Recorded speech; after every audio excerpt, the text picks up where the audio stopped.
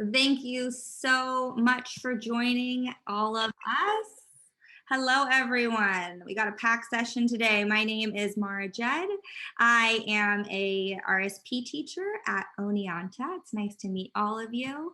For those of you that did the Slido, thank you so much. It gives me an idea what you want to go over. This is Zoom 102, so we're going to go over some cool extra things that Zoom has.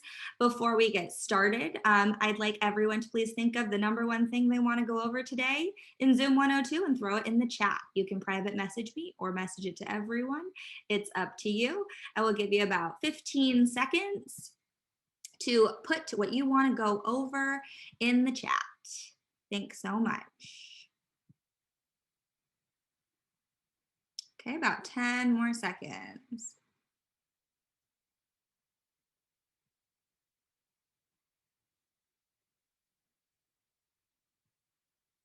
5, 4, 3, 2, 1. Okay. Thank you all for being here. We're going to get rolling. If you have any questions, please put them in the chat. Come off mute. Let me know.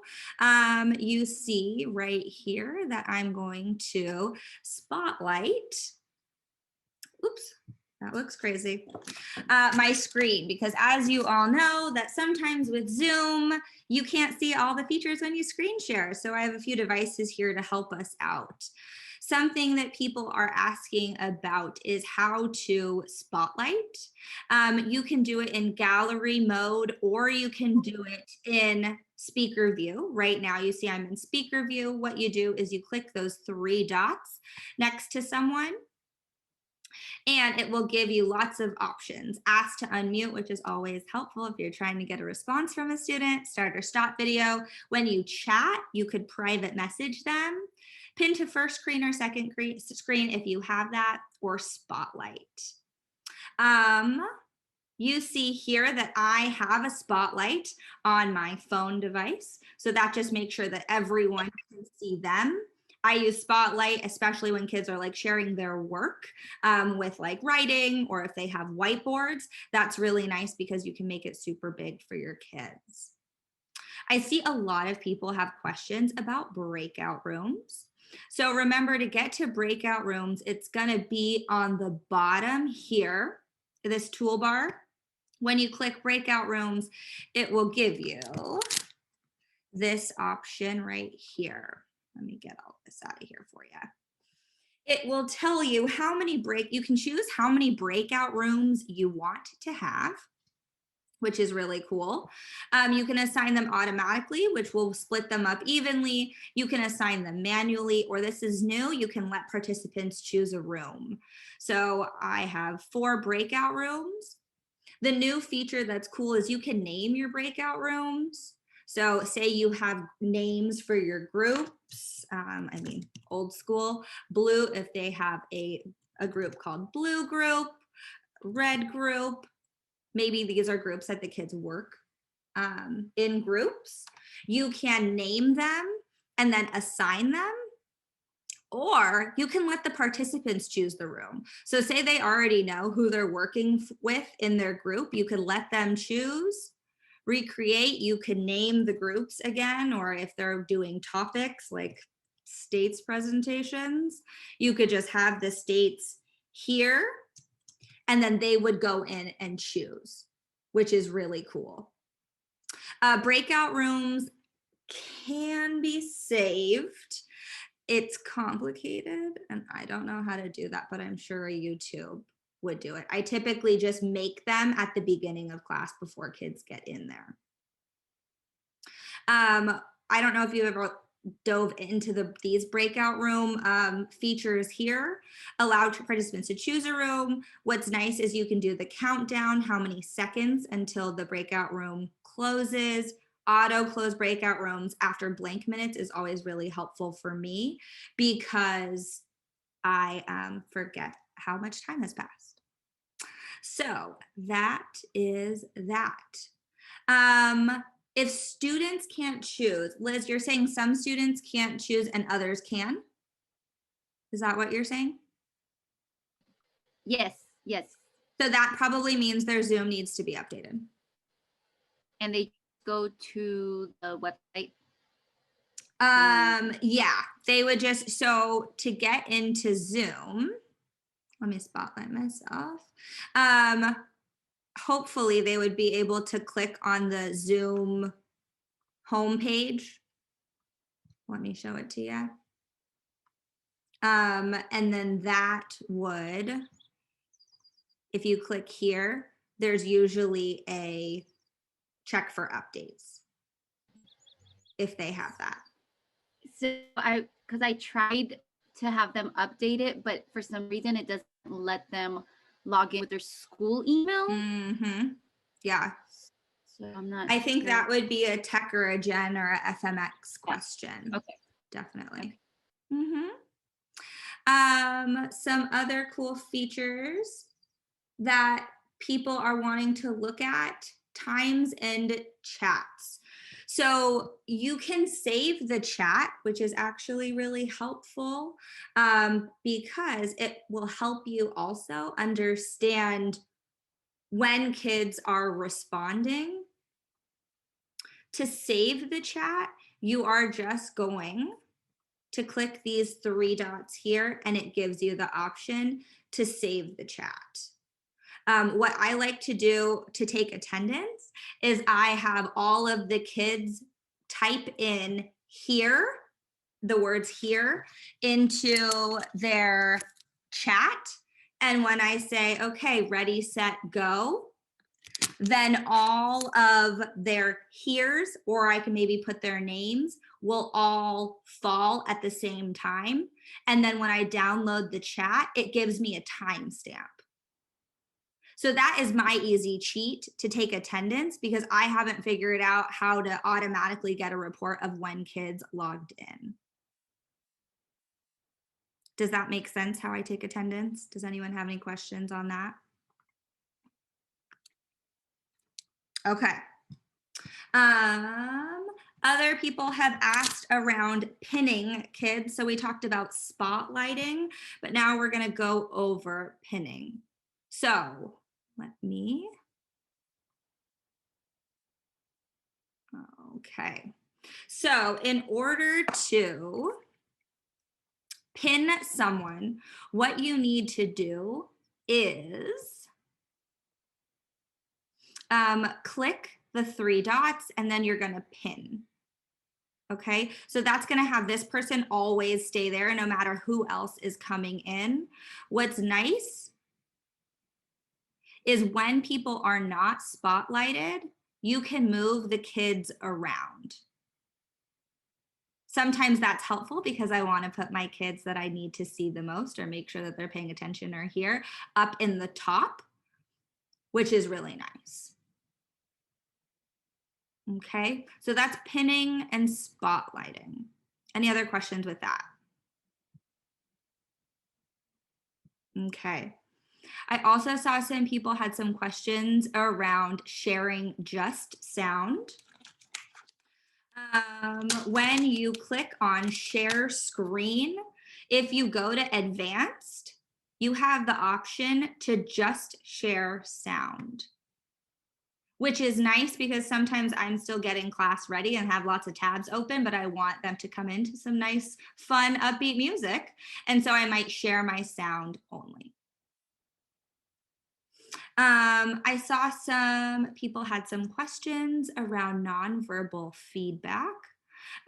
Please give me a thumbs up if you know how to do nonverbal feedback.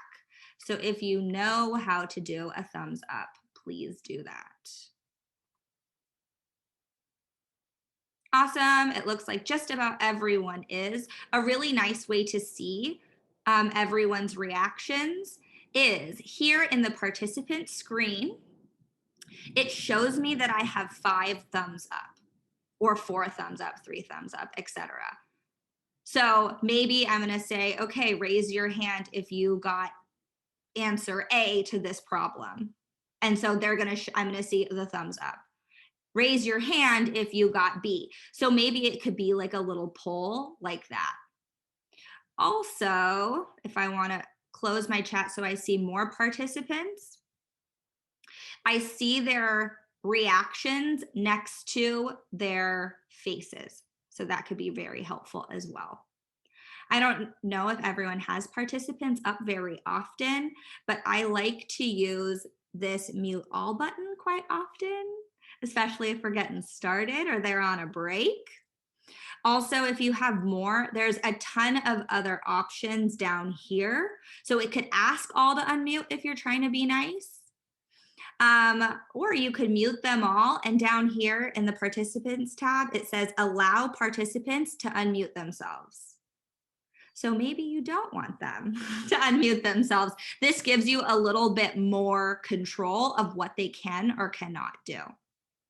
You can also lock the meeting. I've had some friends that have been very disruptive and they keep joining the meeting with the password, and I don't have a waiting room, so I can lock the meeting to make sure that they don't join anymore if they need to take a break.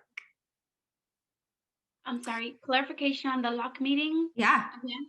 Does that mean they're not able to come back? Yes, no one's able to join. No one else is able to join, but that means everyone. Okay, thanks. Yeah. Okay. Some people asked about leave audio. This could be helpful, especially if you're in a small group and you're giving feedback to other kids, and all of the other kids that are working that don't need that feedback have to listen to it, or you're during work time. Something that they can do is if you click, or if you train them, teach them to click this little arrow by mute, they can leave computer audio, and it takes away their ability to use their microphone to talk or to hear, which is a good thing and a bad thing. It's a good thing because maybe you don't want them to be distracted by the conversation of other people getting feedback. But it's bad because you could be saying, Lorena, come back, and they're not going to hear you. So whenever I ask them to leave audio to be more focused on their work, I typically put a timer up and I screen share. So I say, okay, Wendy, Lorena, and Helen, you all are going to do your work time while I work with Bianca. Your timer's here, you have 3 minutes. Keep this on your screen because you're going to see it. And when that timer goes out, then you need to join audio again. Okay, so that could be really helpful to cut down on noise. How do you know they have left audio? You don't. So if you can see here, this is my iPad.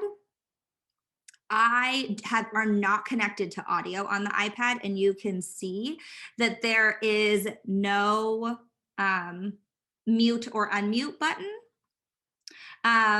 But you can tell because when I click on the 3 dots, it doesn't give me the option to ask to mute or unmute. So that's a quick way to notice. Another quick way is when you're screaming their name and they don't respond because they can't hear you. Happens all the time. Polls, I have not found the accessibility feature in our version to do polls. The way I typically do polls is by reactions. So again, if you are feeling great today, I want you to put the reaction as a party symbol. If you're feeling good, give yourself a thumbs up. If you're feeling okay, give yourself an open mouth face.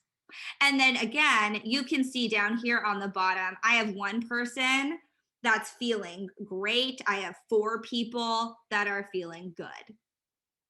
So that's a nice way to do polls as well.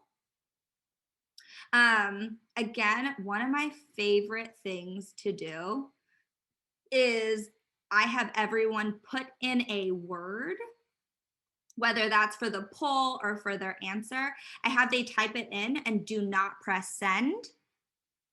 And then I say waterfall, and all of them show up at the same time, and it kind of looks like a waterfall on the chat. And that's nice because I can check their timestamps to make sure that they're not waiting for other people to put the answer and then copy it.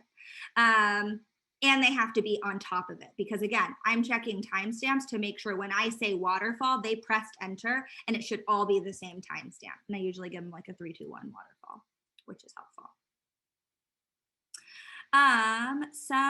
Okay, I'm looking.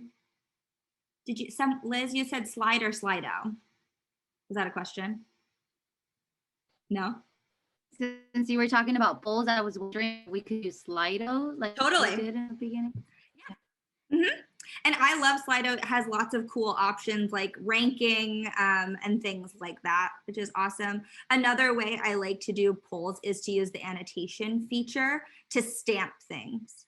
So I might share my screen and have, like A, B, C, or D, and I turn off annotations sometimes so that annotation names so they can't see whose is whose. And then I would have them use the annotation feature to stamp their answer. If anyone else has any questions for me, please let me know. Feel free to reach out or email me. Thanks so much.